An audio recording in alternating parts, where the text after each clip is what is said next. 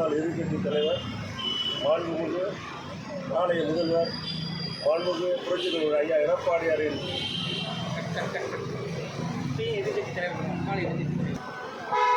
புரட்சித் தலைவர், புரட்சித் தலைவி இருவரு தெய்வங்களின் ஆசியுடனும்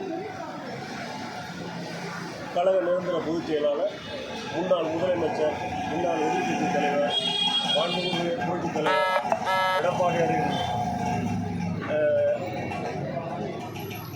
எடப்பாடியாரின் மேலான ஆணைக்கிழமும் இன்று நாங்கள் சிவகங்கை மாவட்டம்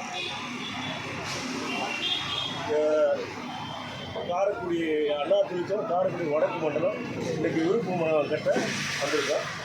எங்களுடைய ஆற்றல்மிக்க மாவட்ட கழக செயலாளர், முன்னாள் நாடாளுமன்ற உறுப்பினர், முன்னாள் சட்டமன்ற உறுப்பினர் அருமை அண்ணன் டிஆர்எஸ் அவர்களுடைய ஆலோசனைப்படியும் இன்றைக்கி நாங்கள் காலையிலே ஒரு 9 மணிக்கெலாம் வந்துட்டோம். ஆனால் நாங்கள் இன்றைக்கி அவ்வளோ ஒரு குரோடு எங்களால் வேட்புமனு தாக்கலே பண்ணவில்லை. நீங்கள் எல்லாம் பார்த்துருக்கீங்க, அவ்வளோ பெரிய கூட்டமாக இருக்கிறது.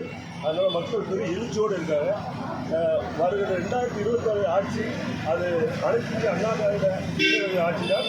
இதே மக்கள் அதை நிர்ணயித்து விட்டார்கள். ஏனென்று சொன்னால் இன்றைக்கி ஒரு கடைக்கோடி ஒரு தொண்டரும் சரி, கடற்கோட்டில் ஒரு கிராமத்தில் படிக்கிற குழந்தையோடு இன்றைக்கி ஒரு தாக்கலாம்னா 7.5% இடஒதுக்கீடு கொடுத்த புரட்சி தலைவர் எடப்பாடியாரால் தான் முடிந்தது. அதனால் இன்றைக்கு மக்கள் அனைவருமே இன்றைக்கு அனைத்து இந்த அண்ணா திமுக வரும் என்று எதிர்பார்த்து கொண்டிருக்கிறார்கள். அதுபோல் இந்த கொரோனா காலத்திலும் சரி எங்களுடைய புரட்சி தமிழர் எடப்பாடியார் அவர்கள் 8 மாதம் யார் வேலைக்கு போகலாம் அனைவருக்கும் ஊதியத்தை கொடுத்து பெரிய இந்தியாவிலேயே எது செய்கிற அளவுக்கு பெரிய மாற்றத்தை உருவாக்கியவர் புரட்சி தலைவர் ஐயா எடப்பாடியார் அவர்கள்.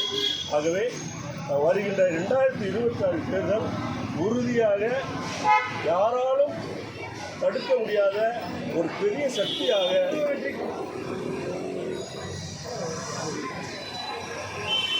உறுதியாக அனைத்து அண்ணா திராவிட முன்னேற்ற கழகம் ஆட்சி அமைக்கும் என்று சொல்லி அதை அயரால் நாங்கள் அனைவரும் மாறுவோம் என்று உறுதிமொழி ஏற்கிறோம். Super sir, super.